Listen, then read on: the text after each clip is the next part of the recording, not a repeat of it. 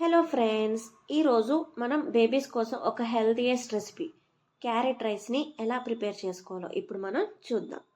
First నేను ఒక bowl తీసుకొని అందులో కొద్దిగా రైస్ తీసుకొని కొంచెం వాటర్ని యాడ్ చేసుకొని ఆ బియ్యం మొత్తం మిక్స్ అయ్యేలాగా కలుపుకొని ఒక హాఫ్ అన్ అవర్ పక్కన పెట్టుకోవాలి.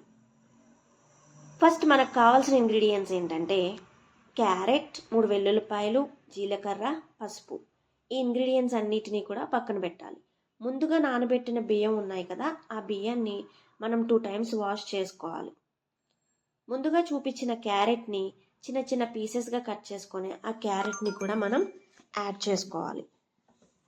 తర్వాత 3 వెల్లుల్లిపాయలని కూడా యాడ్ చేసుకోవాలి. ఆ వెల్లుల్లిపాయలకి లేయర్ అనేది లేకుండా చూసుకొని యాడ్ చేయాలి. లేయర్స్ ఉండడం వల్ల బేబీస్కి తినేటప్పుడు చాలా అంటే చాలా ప్రాబ్లం అవుతుంది. సో అందుకని వెల్లుల్లిపాయలకి లేయర్ అనేది లేకుండా చూసుకొని యాడ్ చేసుకోవాలి. తర్వాత జీలకర్ర, పసుపుని కూడా యాడ్ చేసుకోవాలి. నెక్స్ట్ మనం ఒక గ్లాస్ ఆఫ్ వాటర్ని తీసుకొని ఈ ఇంగ్రీడియంట్స్ అన్నిటిలోని యాడ్ చేయాలి.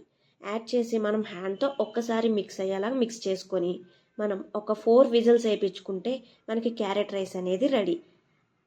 స్మాషర్తో అప్పుడు మనం స్మాష్ చేసుకొని సర్వ్ చేసుకోవడమే. లైక్ చేసి సబ్స్క్రైబ్